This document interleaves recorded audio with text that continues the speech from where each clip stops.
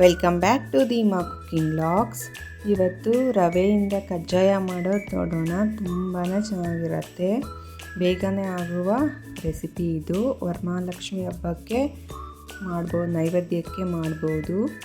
ಮೊದಲಿಗೆ 1 ಕಪ್ ರವೆ ತಗೊಂಡಿದ್ದೀನಿ. ನಾನಿಲ್ಲಿ ಬಿಳಿ ರವೆ ತಗೊಂಡಿದ್ದೀನಿ, ಚಿರೋಟಿ ರವೆ ಅಲ್ಲ ಇದು, ಉಪ್ಪಿಟ್ಟು ರವೆ. 3/4 ಕಪ್ ಸಕ್ಕರೆ ತಗೊಂಡಿದ್ದೀನಿ. ಅರ್ಧ ಟೀ ಸ್ಪೂನ್ ಏಲಕ್ಕಿ ಪುಡಿ ಹಾಕ್ಕೊಂಡು ಚೆನ್ನಾಗಿ ಮಿಕ್ಸ್ ಮಾಡಿ ಪಕ್ಕಕ್ಕೆ ಇಟ್ಕೊಳ್ಳಿ. ಈಗ ಒಂದು ಬಾಣಲೆಗೆ 2 ಕಪ್ ನೀರು ಹಾಕ್ಕೊಳ್ತಾ ಇದ್ದೀನಿ. ರವೆ ತಗೊಂಡಿರೋದ್ರಲ್ಲೇ 2 ಕಪ್ ನೀರು ಹಾಕ್ಕೊಳ್ತಾ ಇದ್ದೀನಿ. 1 ಕಪ್ ರವೆಗೆ 2 ಕಪ್ ನೀರು ಸಾಕಾಗತ್ತೆ. 1 ಸ್ಪೂನ್ ತುಪ್ಪ ಹಾಕ್ಕೊಂಡು ಚೆನ್ನಾಗೆ ಮಿಕ್ಸ್ ಮಾಡ್ಕೋಬೇಕು.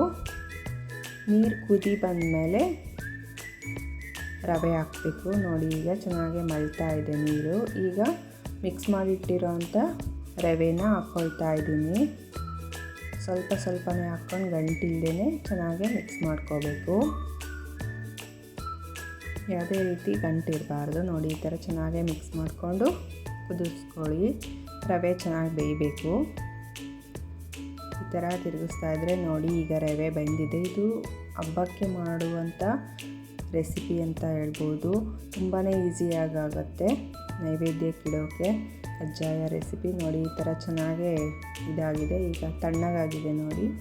ಈಗ ಕೈಗೆ ಸ್ವಲ್ಪ ಆಯಿಲ್ ಆಗಲಿ ತುಪ್ಪ ಆಗಲಿ ಹಚ್ಕೊಂಡು ಚಿಕ್ಕದಾಗಿ ಕಜ್ಜಾಯ ಥರ ಮಾಡ್ಕೋಬೇಕು. ಈ ಥರ ಉಂಡೆ ಕಟ್ಟಿ ಈ ಥರ ಪ್ರೆಸ್ ಮಾಡಿ ಒಂದೊಂದೇ ಈ ಥರ ಮಾಡಿ ಇಟ್ಕೋಬೇಕು. ಜಾಸ್ತಿ ದಪ್ಪನೂ ಬೇಡ, ಜಾಸ್ತಿ ತೆಳ್ಳಗೂ ಬೇಡ, ಇಷ್ಟಿದ್ರೆ ಸಾಕಾಗತ್ತೆ. ಎಲ್ಲನೂ ಇದೇ ಥರ ಮಾಡಿ ಇಟ್ಕೋಬೇಕು. ಒಂದ್ಸಲಿ ಟ್ರೈ ಮಾಡಿ ನೋಡಿ, ತುಂಬಾ ಚೆನ್ನಾಗಿರುತ್ತೆ ನೈವೇದ್ಯಕ್ಕೆ. ನೋಡಿ, ಹೀಗಾಗಿದೆ. ಈ ಥರ ಮಾಡಿಕೊಂಡು ಒಂದೊಂದಾಗಿ ಆಯಿಲಲ್ಲಿ ಹಾಕ್ಕೊಂಡು ಫ್ರೈ ಮಾಡ್ಕೋಬೇಕು. ಇದನ್ನು ಮೀಡಿಯಮ್ ಫ್ಲೇಮಲ್ಲೇ ಫ್ರೈ ಮಾಡ್ಕೋಬೇಕು.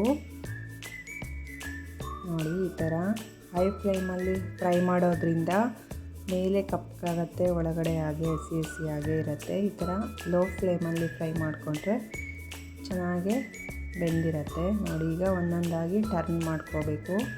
ಈ ಥರ ಟರ್ನ್ ಮಾಡಿಕೊಂಡು ಈಗ ಈ ಕಲರ್ ಬಂದಮೇಲೆ ತಗೊಂಡು ಈ ಥರ ಜಾಲರದ ಮೇಲೆ ಇನ್ನೊಂದು ಚೌಟ ಆ ಥರ ಇಟ್ಟು ಈ ಥರ ಪ್ರೆಸ್ ಮಾಡಿದ್ರೆ ಎಕ್ಸಸ್ ಆಯಿಲೆಲ್ಲ ಹೋಗುತ್ತೆ.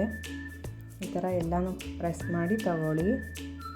ನೋಡಿ, ಈ ಥರ ಇದೇ ರೀತಿ ಎಲ್ಲ ಕಜ್ಜಾಯನೂ ತಗೋಬೇಕು. ತುಂಬ ಚೆನ್ನಾಗಿರುತ್ತೆ. ಒಂದ್ಸರಿ ಈ ಥರ ಎಲ್ಲ ಕಜ್ಜಾಯನೂ ಪ್ರೆಸ್ ಮಾಡಿ ತೆಗೆದು ಪಕ್ಕಕ್ಕೆ ಇಟ್ಕೊಳ್ಳಿ. ಈಗ ಉಳಿದಿರೋ ಕಜ್ಜಾಯನೂ ಅದೇ ಥರ ಫ್ರೈ ಮಾಡ್ಕೋಬೇಕು. ಆದಷ್ಟು ಮೀಡಿಯಮ್ ಫ್ಲೇಮಲ್ಲೇ ಫ್ರೈ ಮಾಡಬೇಕು. ನೋಡಿ, ಈ ಥರ ನಾನೆಲ್ಲ ಫ್ರೈ ಮಾಡ್ಕೊಂಡು ಇಟ್ಕೊಂಡಿದ್ದೀನಿ. ನೋಡಿ ಯಾವ ರೀತಿ ಇದೆ ಅಂತ. ಇನ್ಸ್ಟೆಂಟಾಗೇ ಮಾಡ್ಕೋಬೋದು, ತುಂಬಾ ರುಚಿಯಾಗಿರುತ್ತೆ. ಟ್ರೈ ಮಾಡಿ ಹೇಗೆ ಬಂದಿದೆ ಅಂತ ಲೈಕ್ ಮಾಡಿ, ಶೇರ್ ಮಾಡಿ, ಕಮೆಂಟ್ ಮಾಡಿ, ಹಾಗೆ ಸಬ್ಸ್ಕ್ರೈಬ್ ಮಾಡಿ, ಬೆಲ್ ಐಕನ್ನ ಕ್ಲಿಕ್ ಮಾಡಿ. Thank you.